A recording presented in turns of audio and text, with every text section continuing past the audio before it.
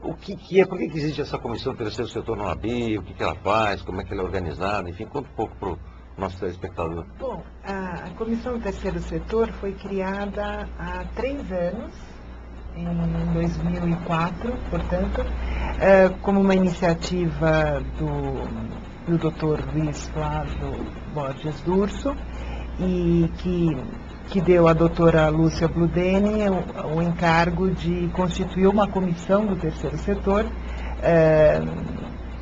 como primeira experiência em todo o Brasil. Essa foi a primeira comissão constituída, e a doutora Lúcia,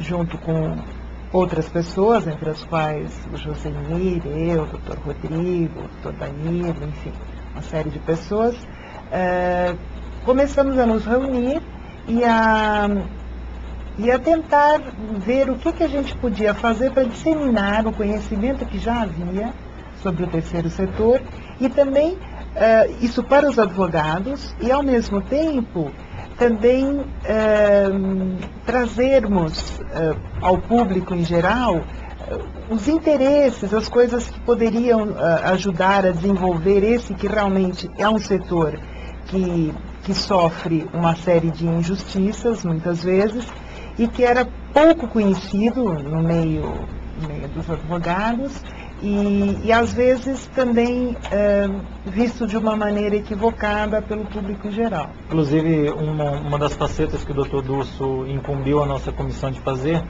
é a capacitação do advogado e a ampliação até do mercado de trabalho para esse advogado. O terceiro setor ele está em franca expansão.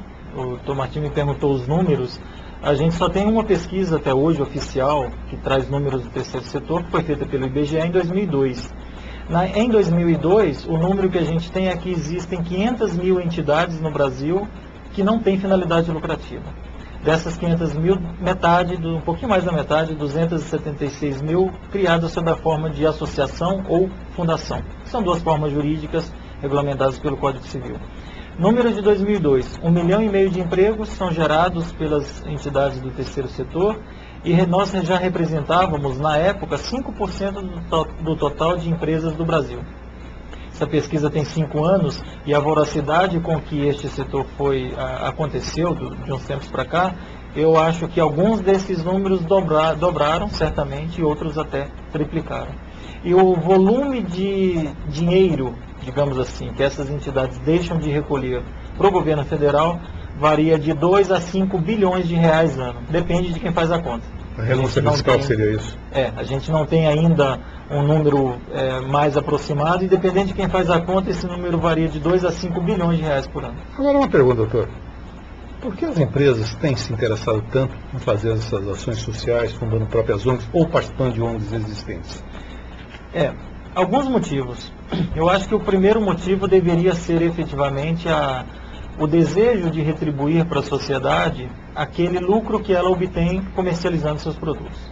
Então ela obtém um lucro e devolve para a sociedade essa nossa que não consegue, o primeiro setor não consegue efetivamente atender às necessidades dela.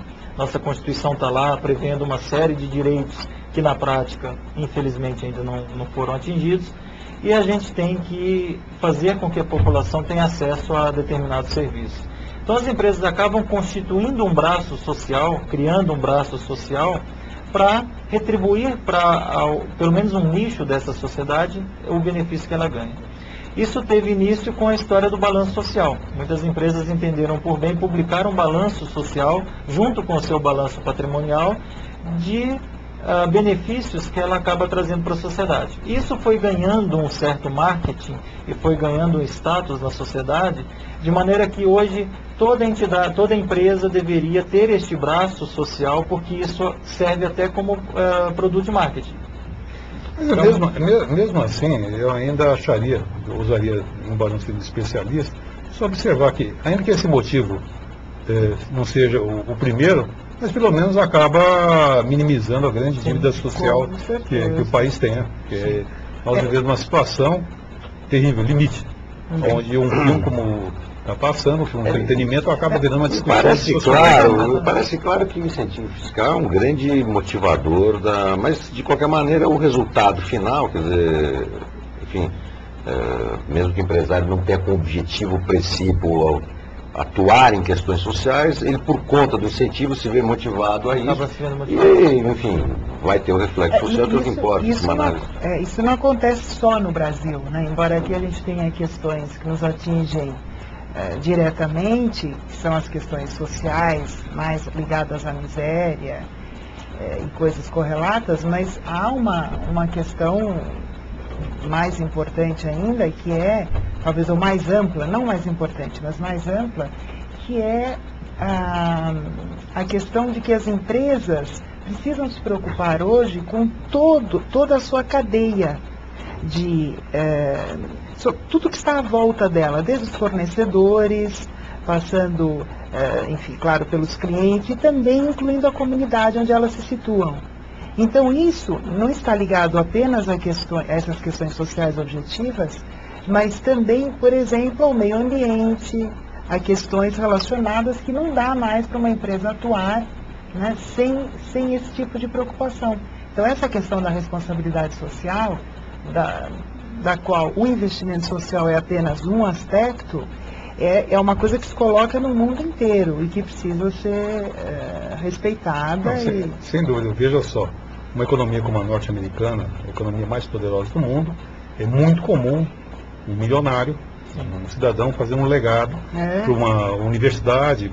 E isso explica o número de prêmios Nobel que tem, por exemplo, Harvard, MIT, porque tem doações para pesquisa. Claro, essa que a gente não importou, né? A gente não importar tanta coisa dos Estados Unidos e essa cultura mas aí entra, por exemplo, a questão dos incentivos fiscais que você colocou, que lá são largamente incentivados a fazer isso, não é? O imposto, né? Sem dúvida. O sistema tributário norte-americano, ele promove muito mais justiça tributária do que o imposto brasileiro, que tem meramente caráter confiscatório, como é o caso da CPMF, que foi um tributo criado para a saúde, que se utilizado foi desvirtuado e tem caráter regressivo e acaba prejudicando os mais pobres. Na verdade, e é um imposto que nunca foi parar. Não tem um centavo na saúde, no objetivo. Na verdade, pouca gente fala, mas quando o doutor Adílio Jatene sugeriu a criação da CPMF, este recurso era para ser somado à receita que a saúde tinha. Isso. E na época, por um remanejamento do governo, eles, tá bom, então você tem o dinheiro da CPMF e eu retiro o dinheiro que eu repassaria normal. Trocamos 6 por meia dúzia.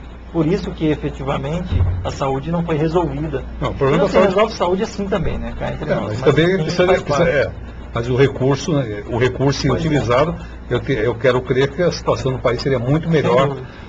Me parece que essa questão da CPMF utilizaram o ministro, enfim, um homem de reputação. A boa intenção acabou sendo desvirtuada. Usaram o ministro que tem reconhecimento técnico na área, na profissão, para criar uma fonte de receita. Criar uma fonte de receita. E que no fim acaba virando cesta básica, se perde na... E que já teve alíquota elevada, inclusive da origem, né? Pois é. Mas voltando ao que o Dr. Martim falou, é muito interessante que as empresas efetivamente criem serviços assistenciais, que façam o que o Estado não consegue fazer. Sem dúvida nenhuma. Agora, quem vai ganhar isso é a população. Mas a gente vive um viés hoje, por conta dessa ausência de conceituação do terceiro setor, por conta da tentativa de desoneração tributária de algumas empresas, a gente vive hoje ao inverso. Ao mesmo tempo que a gente tem um incentivo do governo federal para a criação dessas entidades, a gente tem alguns órgãos do governo federal que também estão tentando caçar determinados benefícios dessas entidades. Então hoje a gente está entre a cruz e a espada, na verdade, no terceiro setor. Por isso até que a gente tem que cada vez mais discutir tecnicamente questões inerentes ao terceiro setor, como o evento que a gente vai fazer, que nós vamos falar daqui a pouco sobre ele.